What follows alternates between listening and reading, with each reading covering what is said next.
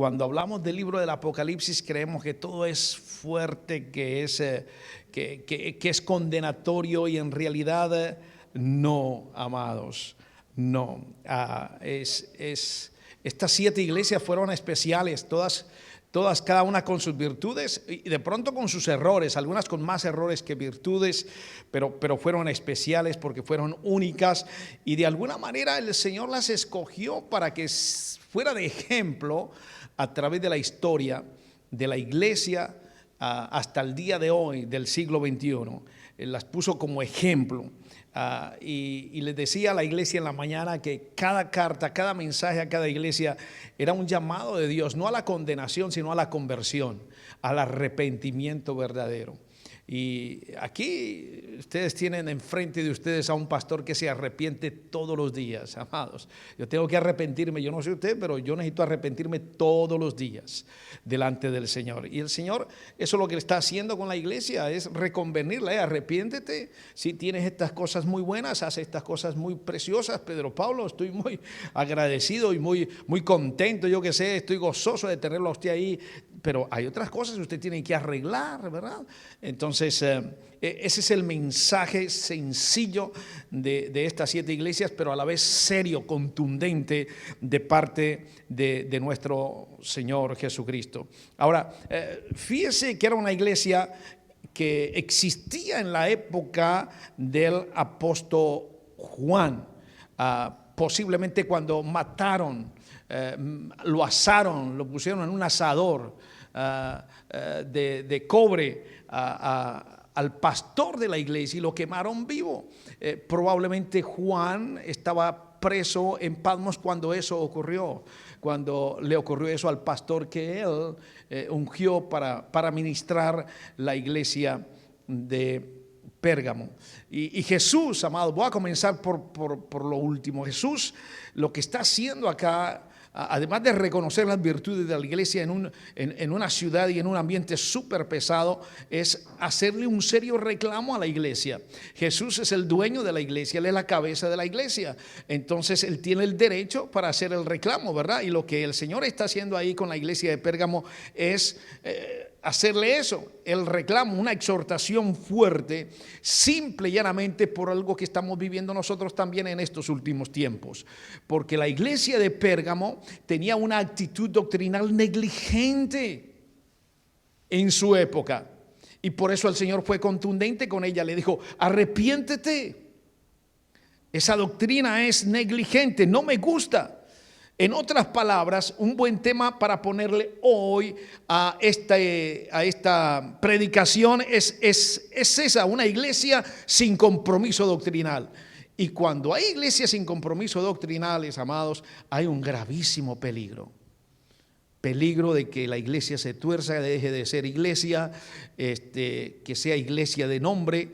Y es un peligro bárbaro porque fácilmente se introducen doctrinas. Hoy en día estamos viendo eso en muchas iglesias. Y bueno, la Biblia lo estaba profetizando ya de que en los últimos tiempos iba a haber eso, ¿verdad? Iba a haber mucha herejía, doctrinas erróneas, pastores falsos, apóstoles que no son apóstoles, ¿verdad? Profetas que son mentirosos, que no dicen nada, ¿verdad? De lo que Dios realmente está diciendo. Todo eso está en la Escritura. Además de que por muchas otras consecuencias, entre ellas el virus, el corazón de muchos cristianos se iba a enfriar y se iban a retirar, se iban a alejar de Dios y alejar de la iglesia. Y eso es lo que estamos viendo.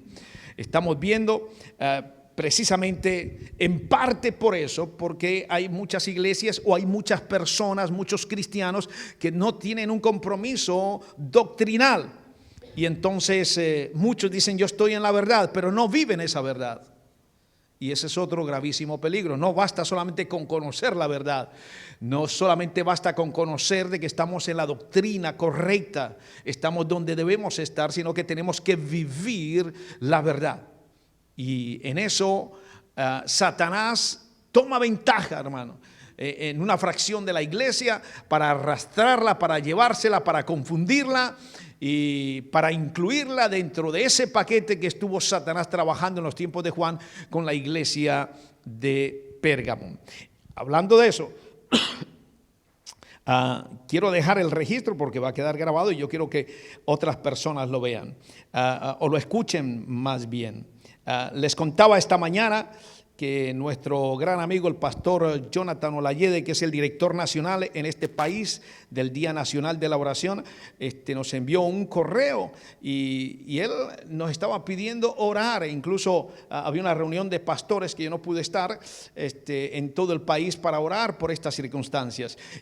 Y se las voy a contar, amados, para que ustedes tengan conocimiento y podamos orar por la iglesia inglesa, por los hermanos ingleses.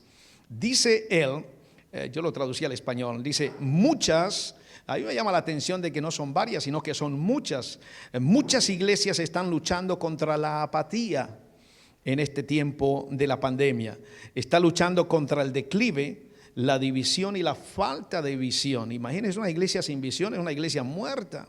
Y dice, levantemos intercesión por las congregaciones que luchan, los líderes deprimidos y los edificios cerrados. Mire usted, a nosotros nos afectó. Fíjese que estamos acá solamente en un solo lugar. Nos hemos tenido que reinventar, hacer 2 servicios, pero no hemos podido regresar a Newham ni tampoco hemos podido regresar a Chequiná. Así que tremendo, amados. Y esto le está pasando a los ingleses. Ya les conté, ¿verdad? Hace 8 días creo, que en los últimos 10 años, a mí me parece aberrante, a veces no logro entender, amados, que en esta nación que Dios ha usado tanto, que ha crecido tanto el Evangelio, que Dios lo ha usado para que el Evangelio llegue a muchas otras naciones en el mundo. La historia de esta nación es maravillosa, con esos grandes hombres de Dios en el pasado, como Carlos Spurgeon, Juan Wesley y muchos otros, Wilberforce y muchos otros, amados. Y ahora el saber de que en los últimos 10 años se han cerrado 2.200 iglesias, eso es, a mí ahí me da grima. Yo a veces me pongo como, se me encharcan los ojos, Señor, y nosotros acá, ¿cómo que han cerrado 2.200 iglesias? Sin contar cerrados, sin contar las que han vendido las denominaciones inglesas. Qué bueno que me escuchen los pastores ingleses. Yo creo que voy a poner esto en inglés por ahí. Se lo voy a mandar a mis pastores amigos porque ingleses. ¿Cómo es posible eso, amados? 2.200 iglesias cerradas. Y no contaron las que ahora son restaurantes, son discotecas, son mezquitas, son templos hindúes. Las que ellos venden solo por dinero. Es impresionante, amados. Y nosotros luchando por una iglesita. Qué barbaridad. El otro día fui con Jeremy cuando hicimos lo del pastor Jan Mark y me mostraron los hermanos ganeses una iglesia que queda un poco más arriba de Forest Gate y fuimos a verla, una iglesia abandonada, más o menos así. Yo creo que era así más o menos. Así más o menos y tenía 2 pequeñas habitacioncitas. No, esta es súper gigante. No, eran bien pequeñitas y abandonada. Y les digo, ¿y esto es de ustedes? Me dicen, sí, es que la estamos mirando a ver si la unimos con esta otra iglesia. Enseguida había una iglesia grande como la de Newham.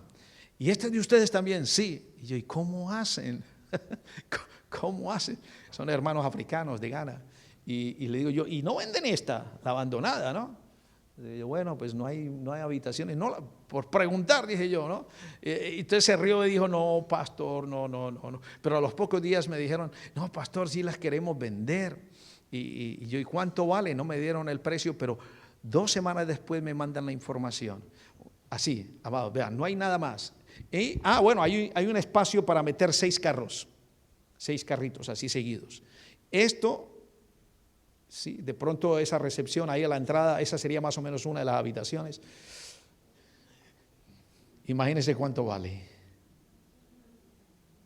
Esto, solamente este pedacito y la entrada. ¿Cuánto? Casi le dan. ¿Cuánto? 800,000 libras. Es la más barata que hemos encontrado. Un pedacito de esto, hermano. Y lejos de las estaciones del metro, está lejos. Pasan dos rutas de buses y yo, wow. Qué barbaridad, ¿verdad? ¿Cómo cuesta? Nada es gratis. Pero seguimos confiando en el Señor, amén. Creemos que el Señor nos va a dar algo especial. Yo lo creo. En el nombre de Jesús. Yo lo creo. Así que, muy bien. Gracias, Padre de la gloria. El Señor es bueno y para siempre su misericordia. Muy bien, amados. Entonces, abra su Biblia en Apocalipsis capítulo 2.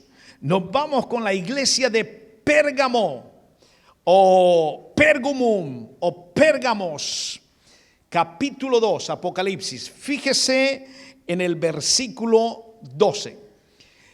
En Asia Menor, en la época de Juan, preso en Patmos, él ve esta visión, Dios le muestra esta visión y resulta que él conocía ya esta ciudad, catalogada como la ciudad más idólatra de toda Asia.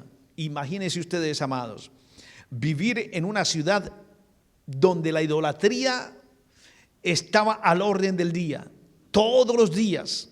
Una ciudad que la catalogaban de muy linda, y se elevaba en un cerro como a 330 metros de altura. Pero lo importante del por qué relucía esa ciudad es por la cantidad de templos por encima de la ciudad.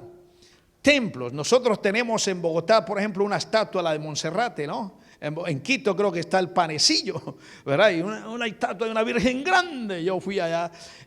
No, eso no es nada comparado a lo que tenía esta gente. La idolatría es terrible. Usted va a Río de Janeiro y usted ve al Cristo allá, casi elevándose por los aires, ¿verdad? Pero no, allá eran templos, pero una variedad de templos, eran idólatras. Pero bien interesante que además de ser idólatras, era una población intelectual, leían libros, tenían una biblioteca famosísima que después se la regalaron a Cleopatra y se la llevó a Alejandría. Más de 500,000 libros, les gustaba escribir, les gustaba leer, les gustaba razonar, eran personas súper inteligentes, iban a la universidad, tenían una universidad de la medicina ahí creció, amados, ahí apareció la medicina. Por eso el símbolo que todavía vemos en las farmacias de la culebrita viene de ahí. Ahí vivió Galeno, por eso a los médicos se le dicen los galenos. Era famosa por eso también, porque eran estudiosos, preparadísimos, pero también eran supersticiosos. Les gustaba mucho la brujería. Tenían un templo al dios de la medicina. Y entonces cuando alguien se enfermaba, no importaba dónde vivieran, en cualquier lugar de esa época existente, lo que ellos primero pensaban, si alguien se enfermaba grave, vámonos para Pérgamo. Qué bueno, va a ir a verse con un médico, ya le dieron la cita el médico. No, pero primero vamos a ir al templo de la medicina a pedirle al Dios de la sanidad. Y entonces iban y adoraban, presentaban incienso y después visitaban al médico a ver si de pronto aparecía una medicina que les podía sanar. Era tremendo, ¿verdad? Así que la idolatría era tremenda, amados. Y bueno, no solamente tenían ellos eso, ya el ambiente pesado de la ciudad que lograron soportar, sino que viene el reclamo del Señor sobre ellos, porque no solamente tenían el ambiente pesado externo, sino también permitieron penetrar dentro de la iglesia otro ambiente supremamente pesado. Una iglesia sin valores doctrinales. Cuando una iglesia no tiene valores doctrinales, es una iglesia que se mueve entre la confusión, el pecado, la apatía y el rechazo del Señor. Yo no sé cómo predicaban en esa iglesia, pero tener usted a dos grupos inmorales, torcidos espiritualmente, tenerlos en la congregación, yo no sé si alguno de ellos dirigían los servicios, yo no sé cómo lo hacían, pero habían dos grupos. Uno era el grupo que seguía la doctrina de Balaam, y era el otro grupo que eran los nicolaitas, al cual el Señor es contundente con ellos y les dice: yo los aborrezco a los nicolaitas. Y creo que ya explicamos, de pronto usted no estuvo ese domingo, que es probable, Algunos dicen no es exactamente, pero lo más probable, lo que más se acerca a la verdad es que los nicolaitas vienen de ese diácono que fue elegido en el libro de los Hechos cuando los apóstoles no podían servir bien a las viudas. Se quejó la congregación y entonces dijeron: nosotros no tenemos muchas manos, no podemos hacer todo el trabajo. Para poder predicar necesitamos diáconos, necesitamos sugieres, necesitamos personas que sirvan a la mesa, que sirvan a las personas, que cuiden. Y entonces se eligieron a varios, y de entre esos varios se eligió entonces a Nicolás de Antioquía. Y dicen, porque fíjese usted que los apóstoles dijeron: hay que elegirlos, hay que seleccionarlos, hay que invitarlos que hagan parte de este departamento, pero que sean personas de sana doctrina, de buen testimonio dentro de la congregación. No se puede elegir a cualquiera. Y eligieron a este hombre. O sea que este hombre inicialmente tenía buen testimonio, pero al parecer con el tiempo se fue torciendo y fue creando más que bien, más que bendición, maldición a la iglesia. Y de ahí dicen algunos teólogos que nació probablemente los nicolaitas, los cuales el Señor aborrece. Qué tremendo eso. Usted y yo tenemos que cuidarnos, amados. El Señor dice que usted y yo somos cartas abiertas, pero también dice el Señor que usted y yo debemos cuidar nuestra doctrina, tenemos que cuidar nuestro corazón. No sea que de pronto, a veces no con mala intención. Yo tengo amigos que fueron amigos míos, pastores que ya no son tan amigos porque se torcieron con la doctrina. Y yo creo que ellos están errados y no creo que lo hicieron con maldad. Se dejaron llevar y se torcieron. Y algunos noblemente están torcidos en la doctrina. Entonces tenemos que tener cuidado, amados. Es muy importante porque este hombre, este diácono, Nicolás de Antioquía, me da a mí a entender de que, bueno, si fueron elegidos, los apóstoles les impusieron las manos para que ejercieran el ministerio. Como con el tiempo después aparece un grupo dentro de la iglesia al cual el Señor dice aborrece, y que no solamente apareció en la iglesia de Pérgamo, dice la Biblia que también Éfeso, o sea que estaban en varias iglesias, congregaciones. Y es probable que ya no se llamen así nicolaitas, pero que sí existen dentro de las iglesias. Es probable, aunque ya no se les llame nicolaitas. Y vamos a ver, y entonces esos dos grupos crearon muchos problemas en la iglesia, pero aparentemente no para la iglesia, porque la iglesia como que estaba complaciente con ellos, como que le gustaba convivir con ellos, escucharlos. Algunos de pronto vivían la doble vida, vivían las dos. Sí, bueno, hay que vivir bien, yo conozco la verdad, pero no quiero vivir en la verdad.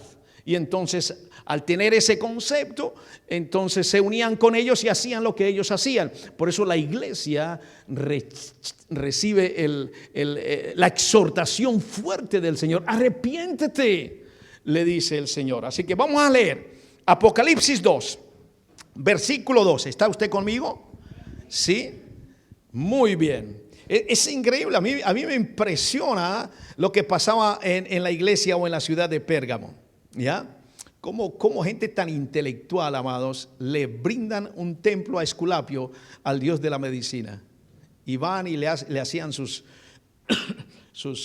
venias y sus actos para que el Señor este dios falso les sanara, ¿verdad? E incluso hay registros que dicen que habían hasta culebras vivas ahí.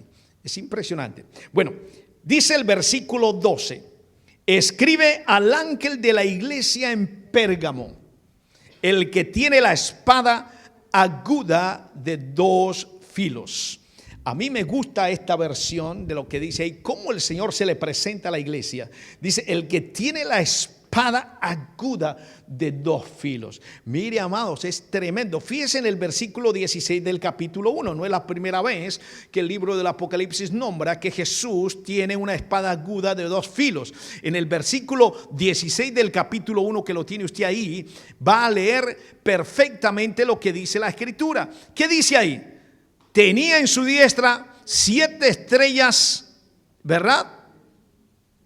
Tenía en su diestra 7 estrellas. Eso ya lo dijimos en la vez anterior, que Jesús sostenía en su diestra 7 estrellas y que esas 7 estrellas, la interpretación correcta eran a los 7 pastores de las 7 iglesias del Apocalipsis. ¿Y qué más dice ahí? De su boca, ¿de la boca de quién? De Jesús. Salía ¿qué? Una espada aguda de 2 filos. Y su rostro era como ¿qué? Como el sol cuando resplandece en su fuerza. Bendito sea el nombre del Señor. Mire cómo el Señor se presenta con esa figura especial de poder y de autoridad. Y aquí específicamente con la iglesia de Pérgamo le dice: hey, yo tengo la espada aguda de 2 filos. Una para afilar, para ministrar, para dejar pulir a aquel que quiere seguir mis caminos. Y tengo la otra ya de 2 para condenar a aquel que no quiere seguir mis pasos, no quiere ser obediente. Qué tremendo, amado. Dios me ministraba de una manera especial sobre ello. Así que, ¿y qué más dice ahí? Dice: yo conozco tus obras. Yo conozco tus obras. ¿Y dónde moras? Mire usted, amado, no hay nada que nosotros podamos hacer, por más escondidas que lo hagamos, que el Señor no lo sepa. ¿Verdad que sí? Yo conozco tus obras. ¿Y dónde moras? ¿Dónde? Fíjese lo contundente de Dios para esta iglesia. Y la honra, la exalta en ese sentido. Dice: ¿dónde está el trono de Satanás? La pregunta siempre de los teólogos es: ¿por qué el Señor es tan contundente para decir que ahí está el trono de Satanás? ¿Recuerdan la prédica del domingo anterior? La sinagoga de Satanás. Aquí le dice el trono de Satanás. Acuérdese que Satanás no es un Dios omnipresente, o no es una persona omnipresente. Dios es omnisciente, omnipresente, ¿verdad? Que está en todas partes. No, Satanás no está en todas partes como está el Señor. El Señor está aquí ahora y puede estar en Colombia, puede estar en Chile, puede estar en cualquier parte del mundo. Él es omnipresente, pero Satanás no. Satanás tiene que... Lo que favorece a Satanás es que él no está solo. La Biblia dice en Isaías que cuántos millones salieron con él del trono de Dios. ¿Cuántos ángeles caídos? Entonces, lo que tiene Satanás es un ejército que se desplaza y pareciera que estuviera en todas partes, ¿verdad? Se desplaza. Él tiene sus demonios aquí, tiene sus demonios en Colombia, tiene sus demonios en otros lugares del mundo, ¿verdad? Y pareciera que él fuera omnipresente, pero en realidad no. Yo recuerdo en una de mis idas a Israel, a Jerusalén, casi no me gusta comentar esto, pero estaba con un rabino. Estaba con un rabino y estábamos caminando las calles de Jerusalén.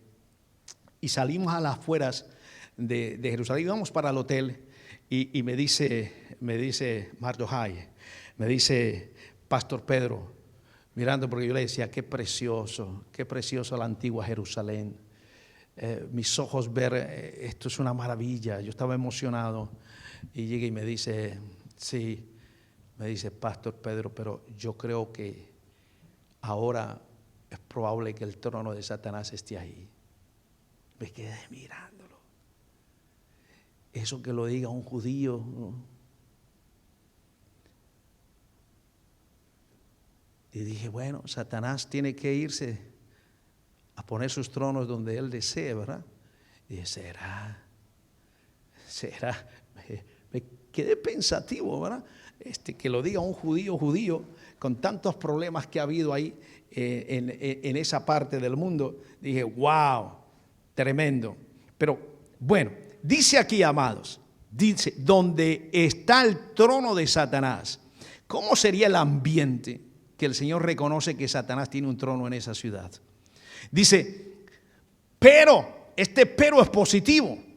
Dice: retienes mi nombre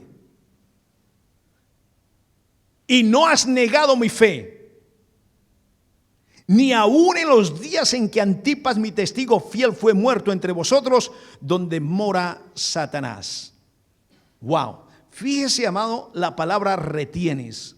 Retienes mi nombre. Te identificas como cristiano. No importa qué, no importa donde tú estés, no importa donde tú trabajas, no importa donde tú estudies, no importa el ambiente pesado donde tú estés, tú debes de retener mi nombre y siempre ser fiel a mí, nunca negar su fe. Qué tremendo, ¿verdad?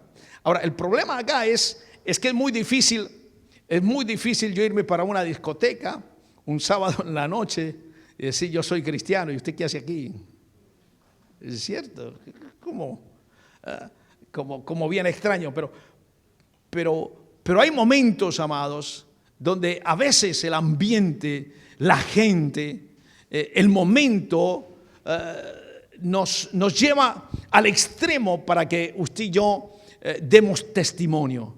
Y es lo que esta iglesia hacía, que en medio de ese ambiente pesado de tanta idolatría, de tantas cosas que pasaban a su alrededor, ellos permanecían ahí firmes y no negaban la fe de nuestro Señor Jesucristo.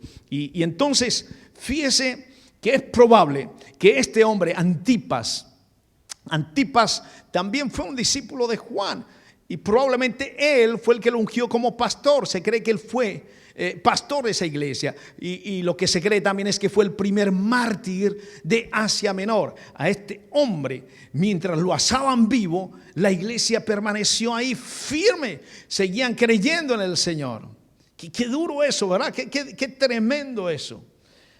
A veces uno se pregunta, Señor, al ver tanta gente sufriendo. Anoche mientras me dormía estaba escuchando un programa sobre el comunismo y me estaban diciendo ahí, la radio me estaba diciendo que habían en Cuba 500,000 cristianos. No, 500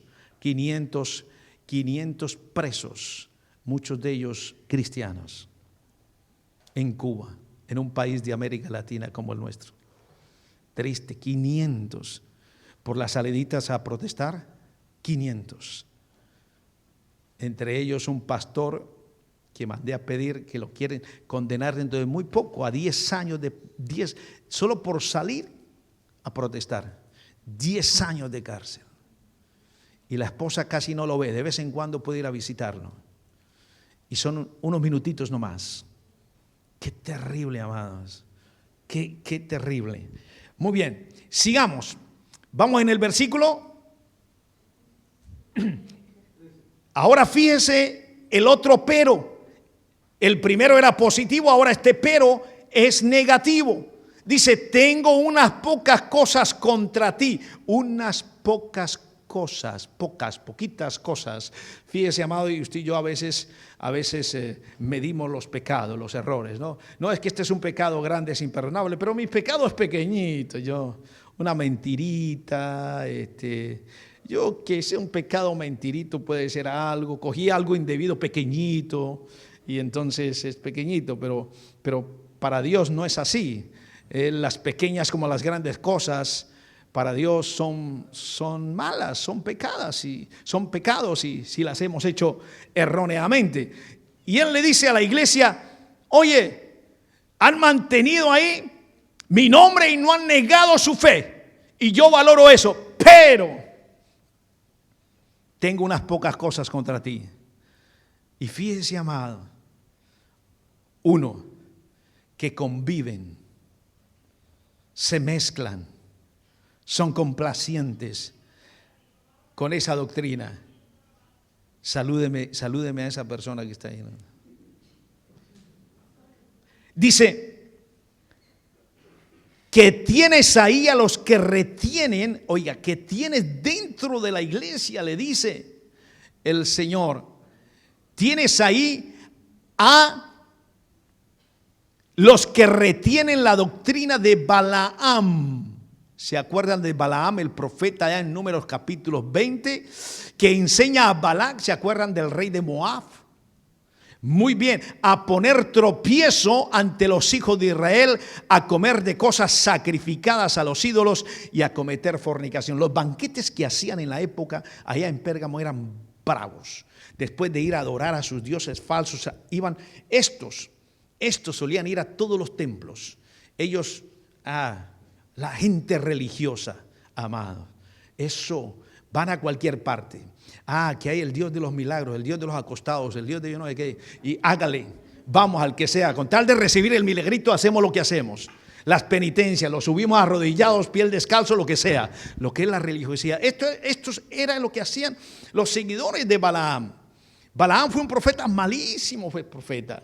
Y entonces fue contratado por Balac, por este rey de Moab. Este rey intentó en varias ocasiones que el pueblo de Israel que venía de Egipto no cruzara por su tierra para llegar pronto a la tierra prometida. Este hombre no quería a los israelitas y entonces contrata a Balaam. ¿Para qué? Para que le maldijera al pueblo judío, al pueblo escogido por Dios. ¿Usted se imagina eso?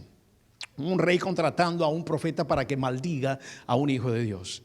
Y entonces como Balac dijo, no, yo no puedo hacer eso, pero sí puedo hacer algo. Tenía un corazón torcido este profeta. ¿Qué hizo? Bueno, no lo puedo maldecir, pero sí los puedo corromper. Y entonces, ¿qué hizo? Convenció a Balac al rey. Vea, oye, pero es que tenemos todos estos banquetes que hacemos. Vamos a usarlos.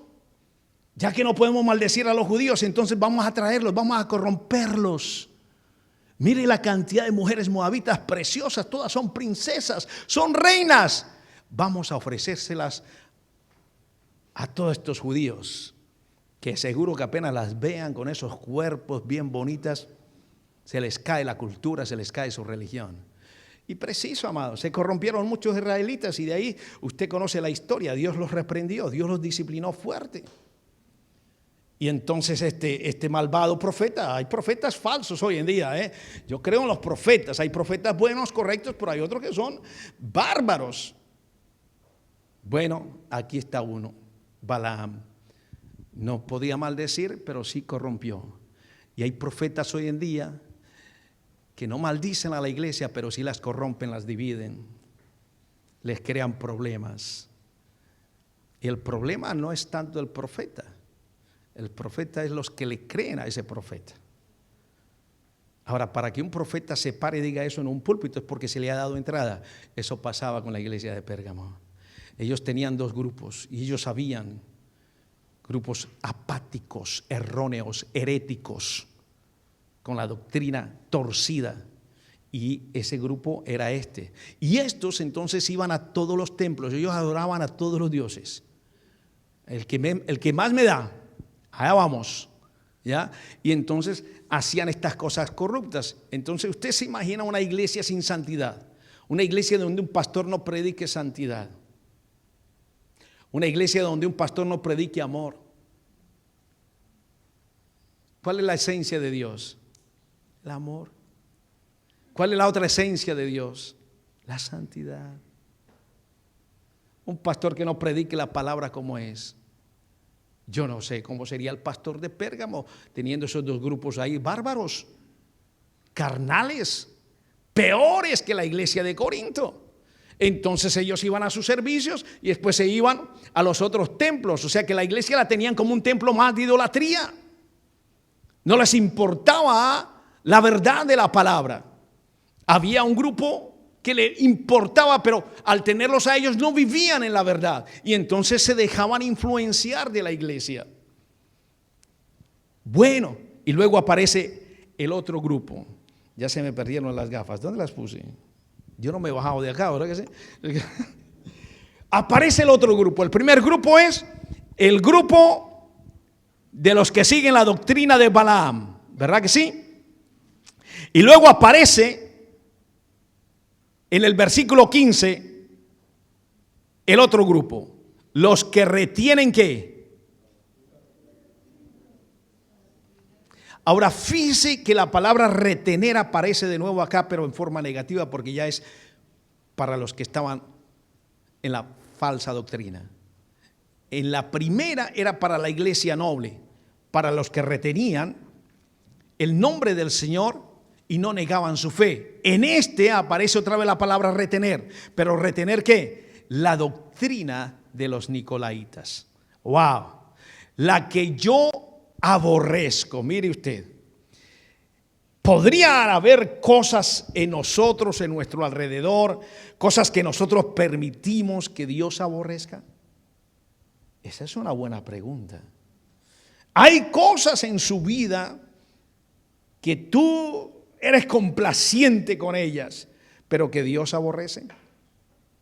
O pueden haber cosas en la casa, en su familia, que usted sabe que existen y no quiere tocarlas para no crear un problema.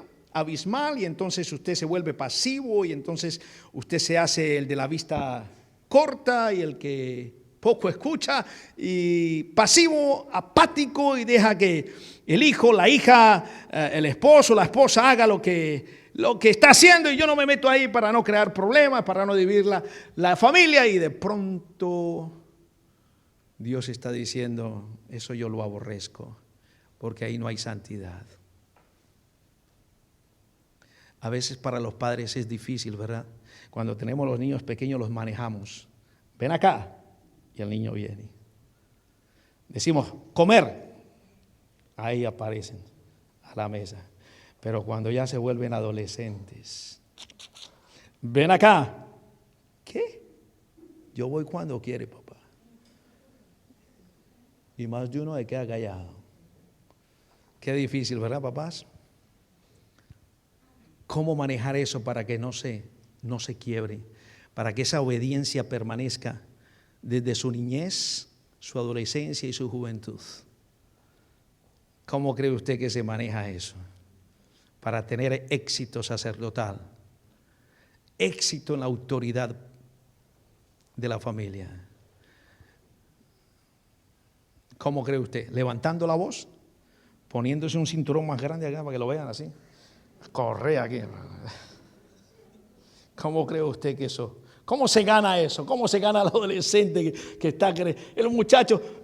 Nuestros hijos son lindos, amados, pero allá afuera tienen la tentación, tienen los amigos en el colegio, en la escuela que no son cristianos y hacen cosas terribles. Ellos los ven que se van por allá, salen al recreo a fumar. ¿Y qué están fumando? Pues yo no fumo, pero ellos fuman y a mi edad. Y viene la tentación y después aparece el vicio, la marihuana, el hashish, yo qué sé, la droga y la tentación. Y después ellos ven lo que usted a veces no vemos. Una parejita de muchachitos ahí de 10, 12 años apretándose, dándose en besos. ¿Y usted qué dice ahí?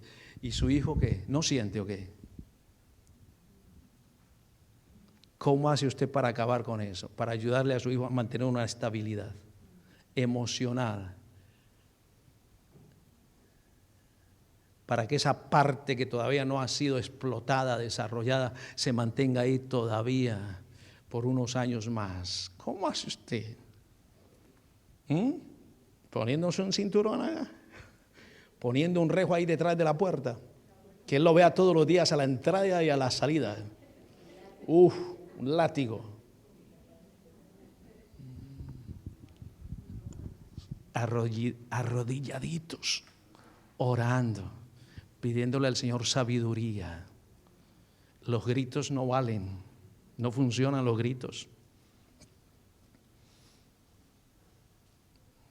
El correazo ya no vale. Ya hay hijos que digo, pégueme lo que quiera con tal que no me quite el teléfono. Dele. Es increíble. Hijo, ¿y qué te pasó? ¿Por qué tienes temorado? No, es que mi papá me pegó. Sí, ¿por qué le pegó? No, porque hice algo malo. Wow. Pero yo prefiero así, pastor, en vez, con tal que no me quiten el teléfono, todo está bien. Tremendo los muchachos hoy en día, ¿no? ¿Cómo hace usted? Orando y pidiéndole sabiduría al Señor, amados. Es por la gracia y la sabiduría de Dios. No hay otra. No hay otra. Usted llega al chico, a su hijo y habla con él razonadamente. Es así, amados. Para mantener los valores de la casa, para mantener los valores de la Biblia en la vida de su hijo. Y tiene que hablar mucho con él. Hay que hablar mucho con ellos porque ellos ven cosas que usted y yo no estamos viendo. Y que ellos quisieran hacer. Ellos quisieran desarrollar, experimentar. Y eso cuesta, ¿verdad? Todos fuimos jóvenes, ¿sí o no? ¿Alguna vez?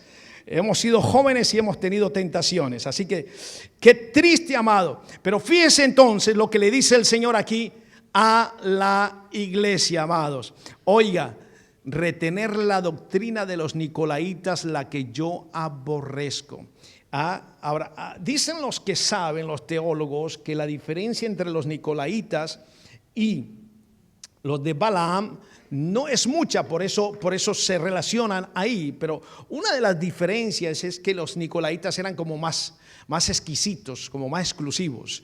Ellos no hacían lo que hacían los otros de Balaam, que iban a todos los templos. No, estos preferían uno solo, especialmente el de la victoria. Les gustaba vivir victoriosos todo el tiempo. Entonces iban ya al templo de Atenea, el de la victoria, y entonces a ella sí le levantaban incienso, le hacían banquetes, hacían sus orgías y todo eso exclusivo, porque decían: nosotros somos victoriosos. Como muchos cristianos hoy creen que el sufrimiento no entra en nuestras vidas, y ese es un error doctrinal, amados.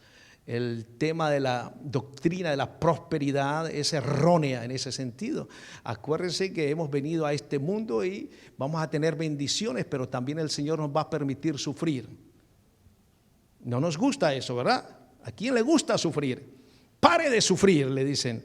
Acepte al Señor, venga aquí a la iglesia y usted va a parar de sufrir. Se le acabaron los problemas. Y mucha gente va engañada.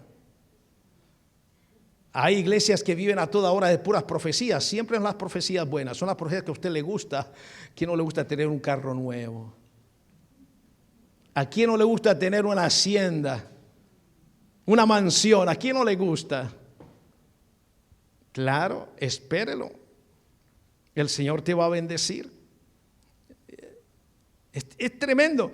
Entonces estos nicolaitas, amados, lo que hacían era eso. Y el problema era que la iglesia de Pérgamo los aceptaba, tal y como eran. Eran dos grupos. Entonces se alaban la gente buena, la gente que quería servir al Señor, a veces se unía a ellos, eran complacientes con ellos, vivían con ellos, convivían con ellos, se iban a los otros templos con ellos. Y entonces viene el rechazo del Señor. Miren lo que dice el Señor. Dice: por tanto, versículo 16, arrepiéntete, pues si no, vendré a ti pronto y pelearé contra ellos con la espada de mi boca. Ahora, fíjese bien lo que dice ahí, amado. Miren que no le dice al grupo de los nicolaitas ni al otro grupo de Balaam: arrepiéntate. No, le está diciendo a la iglesia entera: arrepiéntate. Y no está diciendo que va a venir solamente para visitar a los malos. No, vendré a ti, vendré a la iglesia. Qué tremendo eso, amados. Lo que es el peligro de vivir o mantener una actividad en una iglesia sin doctrina, sin una doctrina clara, transparente, una doctrina bíblica. El Señor dice aquí: arrepiéntete, si no vendré a ti pronto, pelearé contra ellos con la espada de mi boca. Espada de doble filo. Me gusta esa interpretación, amados. Tiene dos filos, que es la palabra de Dios, que penetra hasta partir el alma y las coyunturas y los tuétanos, dice la Escritura. O sea que una es para limpiar, una es para podar, una es para construir algo bonito en nuestras vidas, pero la otra, la del otro filo, es para condenar a aquellos como los nicolaitas o los seguidores de la doctrina de Balaam. Y qué tremendo, amados, que el Señor hace esta recomendación: el que tiene oído, oiga lo que el Espíritu dice a las iglesias. Al que venciere, daré a comer del maná escondido. Qué bonito. Esto para un judío es maravilloso, porque el judío sabe la historia perfecta desde que salieron de Egipto durante el desierto, antes de pasar o llegar a la tierra de Canaán, a la tierra prometida. Tuvieron que pasar el desierto. ¿Y cómo fueron alimentados ellos? Con el maná. No tuvieron que cocinar en el desierto nada, porque no había nada. Y sin embargo el Señor no los abandonó y les proveyó comida. Nunca sufrieron de hambre. Nunca. A medida que pasaban el desierto, y el Señor les está diciendo: bueno, si eso ocurrió en mi segunda venida, va a ocurrir igual. Mire lo que está diciendo ahí. Dice eso: al que venciere, wow, daré a comer del maná escondido. Wow. Ahora, fíjese, amado, que nosotros podemos tener algo que me llama la atención con respecto al maná: es que el pueblo de Israel fracasó con el Señor al quejarse. Y ellos, hubo un momento en que querían regresar a Egipto a ser esclavos y comer la carne de los egipcios. Uno no puede ser tan desagradecido, amados. Esa es la otra cosa que yo aprendí, que el Señor tocó mi corazón: sea agradecido. Sea agradecido con lo que tiene. Sea agradecido con lo que te doy. No es la cantidad, es la calidad. Disfruta de lo que te estoy dando. ¿Cuántos dicen amén? Porque esta gente quería ser otra vez esclava con tal de comer la carne de los egipcios. No estaban agradecidos de que no tenían que cocinar, que Dios no los había abandonado, que no tenían que ir a rebuscarse por ahí en el desierto a comer serpientes. No, del cielo caía de maná, su comida literal, para que ellos se saciaran. Y eran miles. Y sin embargo, fueron desagradecidos. Y dice también aquí: y le daré una piedrecita blanca, y en la piedrecita escrito un nombre nuevo, el cual ninguno conoce sino aquel que lo recibe. Usted se imagina qué pasó con Saulo. El Señor le cambió el nombre y le puso Pablo. ¿Qué pasó con Pedro?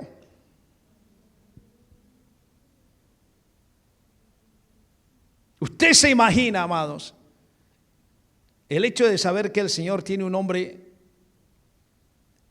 especial para cada uno de nosotros. Dicen que esa piedrecita blanca es un diamante especial, de gran valor, y que ahí va a estar marcado un nombre que Dios tiene preparado para cada uno de nosotros. ¿Usted se imagina? Yo le digo al Señor: Señor, mis padres, ¿por qué me pusieron Pedro, Pablo? Eso está muy pesado. Pedro y Pablo, eso sí es tremendo, muy fuerte. Chocaron juntos, a veces choco mismo. Decía: wow, qué responsabilidad. Pero Señor, tú tienes un nombre especial para mí. Estoy a la expectativa, yo creo. ¿Cuál irá a ser? Pero que sea bonito, que sea aceptado, especial. Y eso es lo que está diciendo aquí. Una piedrecita escrita, dice: un nombre nuevo, el cual ninguno conoce sino aquel que lo recibe. Yo le invito a que nos pongamos de pie, amados.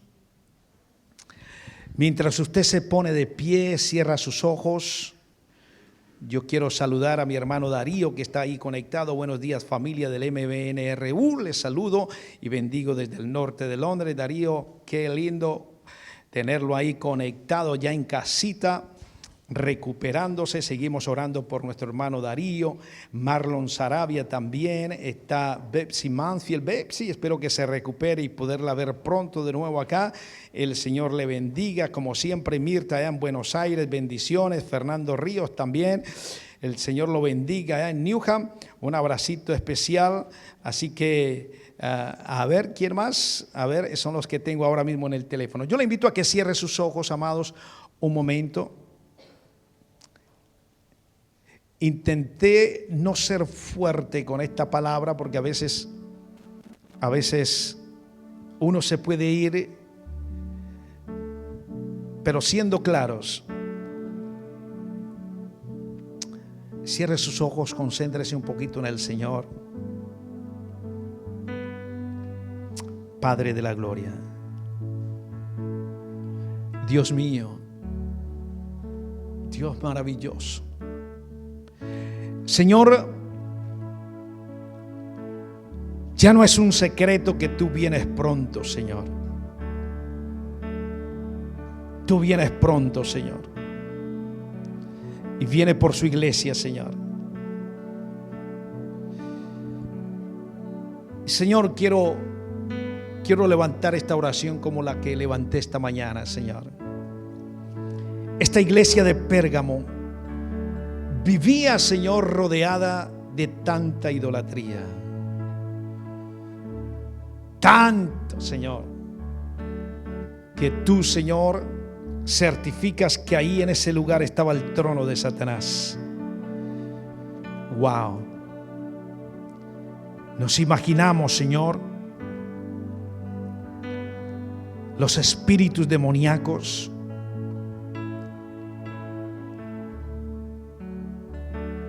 de la idolatría, de la superstición, envolviendo la mente, los corazones de los habitantes de Pérgamo, Señor. Pero gloria a Dios que había una iglesia ahí, Señor, que uno de tus hijos, Señor, seguramente Pablo y después Juan, Señor, estuvieron ahí para bendecirla, Señor, para darle una buena doctrina, Señor. Señor, tú te presentas como aquel que tiene la espada aguda de dos filos, Señor. Dios mío, queremos ser pulidos, Señor. Yo quiero ser pulido aún mucho más, Señor. Yo quiero que esa espada que es tu palabra, Señor, con el filo noble, el filo de podar, no el de condenarme, sino el de podar, Señor. Aunque duela, Señor, tú sigas trabajando en mi vida, Señor, para madurar más, para crecer más, para conocer más, para acercarme más a ti, Señor, para hacerte fiel, para ser más sabio, Señor. Tu sabiduría es suprema, y esa sabiduría, Señor, tú prometes que es enviada a tus hijos cuando la pedimos con fe. Y hoy más que nunca, Señor, nosotros necesitamos, Señor, todos esos valores y esos ingredientes, Señor, para vivir una vida espiritual que te agrade, Señor. Señor, conocemos la verdad. Yo sé que aquí todos los que estamos aquí conocemos la verdad del Evangelio. Pero, Señor, queremos ir mucho más allá. No solamente conocerla, sino vivirla.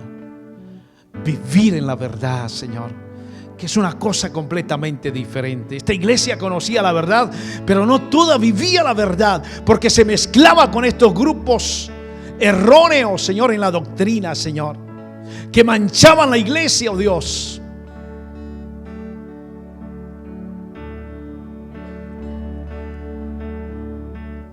Era una iglesia, Señor, que fallaba, Señor, en el aspecto doctrinal. Y la pregunta es: ¿cuántos se perdieron por eso, Señor? ¿Cuántos vinieron a la iglesia y después con el tiempo dejaron de volver porque se fueron a uno de esos templos paganos? ¿Cuántos, oh Dios, están ahora en el infierno, Dios de la gloria, porque no hubo alguien que les corrigiera, Señor? Porque no escucharon tu voz. Quizás la carta que envió Juan, Señor, para que se arrepintieran. O quizás lo escucharon. El pastor, el ángel, tomó la carta enviada por Juan, Señor, que tú le instruiste, Señor, la leyó, la predicó, pero algunos ya estaban tan influenciados por las doctrinas de Balaam y los Nicolaitas que no lograron zafarse y quedaron en el camino. Señor, perdónanos. Ayúdanos a vivir una vida correcta, a poder profundizar en tu palabra para tener una doctrina, Señor, conforme a la de tu corazón, Señor. Esa doctrina tuya es perfecta, Señor. Ayúdanos, Señor, a entender, a aceptar el Evangelio completo, Señor. A vivir una vida digna, transparente, agradable, Señor. Primero a ti, Señor, antes que a los hombres. Oh Dios de la gloria. Y, Señor, no importa dónde vivamos, dónde trabajemos. Oh Dios de la gloria, que sigamos siendo luz. Que no haya nada en la atmósfera, nada, ningún poder demoníaco que apague esta luz, que es la luz tuya que brilla, que resplandece para la honra y gloria de tu nombre, Señor. Ayúdanos, Señor. Yo oro por aquellos hermanos que tienen trabajos difíciles, con compañeros en áreas, Señor, difíciles, donde hay tanta maldad, tanta envidia, tanta división, tanto chisme, tanto pecado, tanto paganismo, Señor. pero que están ahí, Señor. Refuerza, Señor, en ellos, oh Dios de la gloria, Señor. Bendígalos, protéjalos, Señor, ante tanto dardo del enemigo que quiera influenciar sus vidas, Señor. Y que esa gente, Señor, que está ahí atada, Señor, por esos poderes demoníacos, vean, Señor, que somos personas diferentes, que no negamos tu fe, que permanecemos firmes, oh Dios de la gloria. Y ayúdanos, Señor, a vivir en una doctrina clara, Señor, sana, oh Dios de la gloria.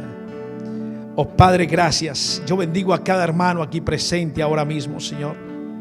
Bendigo a los hermanos que están conectados en esta hora, Señor. Oh Padre de la gloria, ten misericordia, Señor. A veces, Señor, no tenemos que ir muy lejos. A veces, dentro de nuestra propia familia, hermanos, se pueden tener, Señor, ambientes pesados. Pueden haber poderes demoníacos, Señor. Hemos escuchado, Señor, tantos testimonios, oh Dios. Señor, guarda a mis hermanos. Guárdalos, guárdalos puros, guárdalos. Bendíguelos, oh Dios, bendígalos, oh Padre de la gloria, Señor. Señor, redargúyenos, oh Dios de la gloria, Señor, de tal manera que podamos, eso lo que dices ahí, Señor, en tu palabra, la iglesia de Pérgamo, que nos podamos arrepentir de cualquier mal, oh Dios, de cualquier cosa, Señor, que a ti te desagrada, Señor. Oh Dios, yo bendigo, Señor, a cada padre en este lugar. Yo bendigo a cada madre, Señor. Yo bendigo a sus familias. Yo bendigo, Señor, su descendencia, Señor. Necesitamos tanto de ti, Señor. A veces luchamos, Señor, por el bienestar de la casa, pero alguien, un hijo, una hija, Señor, bendito Dios, se porta mal, Señor, y vienen los problemas, Señor. Crea en ellos conciencia también, oh Dios. Crea en ellos conciencia, Señor, oh Dios de la gloria, Señor, para un cambio, Señor, para una rectitud, Señor, para ser obedientes, oh Dios, y para ayudar a proteger el núcleo familiar, Señor. Ten misericordia de aquellos padres que sufren por sus hijos, oh Dios. Por aquellos que tienen dudas, que están callados y dudan de sus hijos. Por aquellos que no tienen como cierta autoridad o no la sienten que la tienen, Señor, y que callan, Señor, ante el pecado al ver a sus hijos, Señor, o a sus hijas haciendo cosas que no están correctas delante de ti, Señor. Señor, renuévales, reestructura, Señor, sus vidas, Señor. Y Padre, la autoridad espiritual, Señor, restáurala, Señor, en la casa. Hay una gran crisis ministerial, Señor, tanto en la iglesia, con pastores rectos, oh Dios, con liderazgos nobles, oh Dios, pero también, oh Padre, vemos la gran crisis que se está viviendo en las familias hoy en día, Señor. Glorifícate, Señor. Ten misericordia de nuestras casas. Ten misericordia, Señor. Con amor, el amor tuyo, Señor. Con tu autoridad podemos, Señor, podemos manejar nuestras casas y podemos ayudar a que la iglesia, Señor, permanezca, Señor, fiel a ti, oh Dios. Y que no hayan esas pocas cosas, Señor, que tú tenías contra la iglesia de Pérgamo. Señor, ayúdanos a mantener la sana doctrina, la pureza, oh Dios, la verdad, el amor, el perdón, la misericordia, Señor, en la congregación y en nuestros corazones. Te lo pedimos, oh Padre de la gloria, en el nombre de Jesús. Oramos por la iglesia inglesa.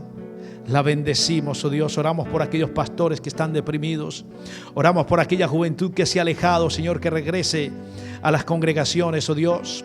Oramos, Padre de la gloria, Señor, por una iglesia viva, el remanente que se mantiene firme, Señor, ante tanta acechanza, Señor, en tiempo de pandemia, Señor.